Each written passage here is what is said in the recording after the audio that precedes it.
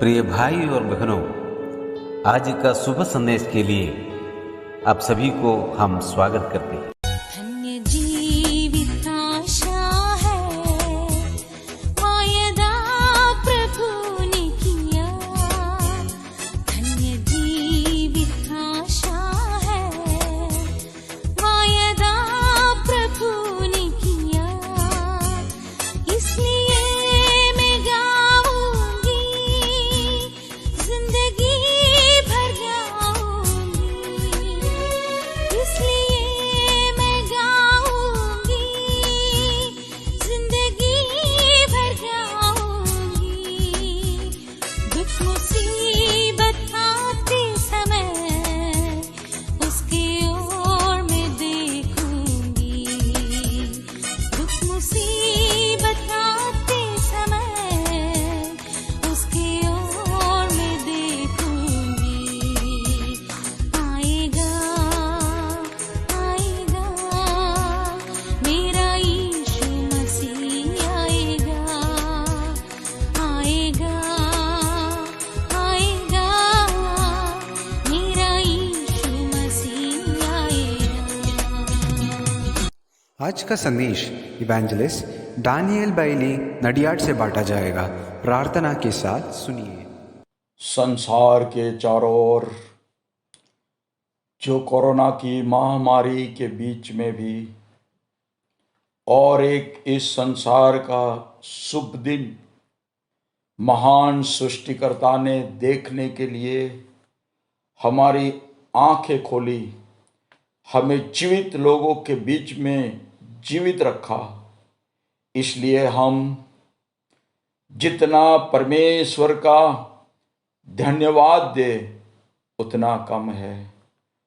और एक बार परमेश्वर चाहता है और एक शुभ संदेश सुनकर समझे महान परमेश्वर के प्रेम, उन्होंने निर्दोष पुत्र प्रभु यीशु मसीह का मरण बलिदान, जो आपका यहाँ का जीवन आनंद, शांति और आशीषित और मृत्यु के बाद शुरू होने वाला अनंत काल का जीवन प्रभु यीशु मसीह के साथ शुरू हुए। इस आशा, विश्वास, प्रार्थना के साथ आज और एक दिन शुभ संदेश सुनने वाले सारे ही भाई और बहनों को स्वागत है आज के और एक शुभ संदेश में। ऐसा एक शुभ भविष्य और अनंत काल होने के लिए बाइबल की बहुत ही परिचित वचन यूहन्ना 3:16 का पहला भाग ही हम पढ़ेंगे, जहां पर ऐसा लिखा है, परमेश्वर ने जगत से यानी मुझसे और आपसे ऐसा प्रेम किया। मनुष्य में पति पत्नी का प्रेम, माँ बाप का बच्चों के ऊपर और बच्चों का माँ बाप के ऊपर का प्रेम, या भाई बहन का प्रेम, या रिश्तेदारों से प्रेम, या दोस्ती का प्रेम तभी होता है आपस में एक दूसरे के अच्छे संबंध है, एक दूसरे का मानते हैं और एक दूसरे को मान देते हैं। आपस में थोड़ा सा भी टकराव हुआ तो दूसरे रिश्ते की बात जाने दो, पति पत्नी का प्रेम के रिश्ते टूटने तक, और जो माँ बाप बेटे बेटी के जन्म की बड़ी खुशी और बड़ी आशा से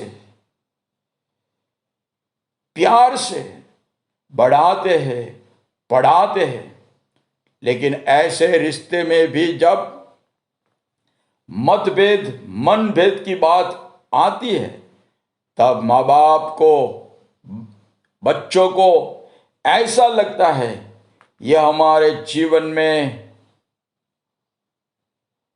आगे बढ़ने के लिए कांटे के समान लगता है। यह हमारे जीवन में कांटे के समान होने के कारण इसे हमें हटाना पड़ेगा। और ऐसे कांटे समान आते लोगों एक दूसरे को हटाने क्या क्या करते हैं हम रोज सुनते हैं और अखबार में पढ़ते हैं।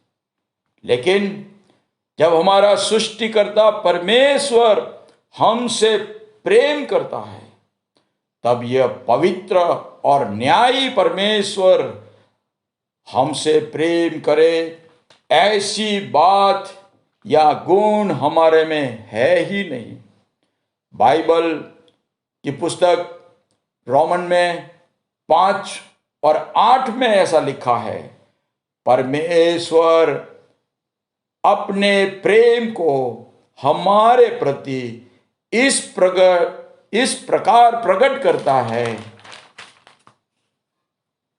कि जब हम पापी थे मसीह हमारे लिए मरा। और रोमन 5 और 10 में हम पढ़ते हैं, क्योंकि जब हम शत्रु ही थे। शुभ संदेश सुनने वाले भाइयों बहनों से मैं एक सच्चाई आपको बताना चाहता हूं। बाइबल का एक ही ऐसा परमेश्वर है, हम उसके शत्रु और पापी, फिर भी वो हम पापियों का नाश करना नहीं चाहता, लेकिन पाप का नाश, पाप को दूर करके हम पापियों को बचाना चाहता है। मेरे और आपके जैसे पापियों को बचाने ही परमेश्वर का निर्दोष पुत्र प्रभु यीशु मसीह इस संसार में परमेश्वर होते हुए भी मनुष्य बनकर इस संसार में आए। मसीह ख्रिस्ती धर्म का स्थापना के लिए नहीं, संसार के सारे देश के सभी मानव जात को बचाने कालवरी के वधस्तंभ के ऊपर उन्होंने अपना जीवन दिया। वो प्रभु यीशु मसीह धर्मशास्त्र के अनुसार हम पापियों को बचाने मरा, उसे दफन किया गया, लेकिन वो तीसरे दिन वापस जी उठा है। आज उसका प्रेमी हाथ बढ़ाकर आपको बुला रहा है, आपको पाप की क्षमा होने, नरक से, पाप की दंड से बचाने और मृत्यु या उसके आगमन के साथ सदा उसके साथ रहने के लिए। यदि आप महान परमेश्वर के महान प्रेम में हम पापियों का बचाने की, मोक्ष मुक्ति की जो सत्यता है आप समझना चाहते हैं और समझ गए हो, तो प्रभु यीशु मसीह को कैसे स्वीकारना चाहते हो, तो कृपया इस व्हाट्सएप पर जो मोबाइल नंबर है उसे जरूर फोन करके संपर्क करें, ताकि शुभ संदेश के द्वारा प्रार्थना और प्रयत्न है आपका यहाँ का और आपकी बहुमूल्य अमर आत्मा का अनंत काल शुभ हो जाए। बस मेरे और आपका जो बनाने वाला और बचाने वाला परमेश्वर है, उसके ही बड़े नाम की महिमा हो। आमीन।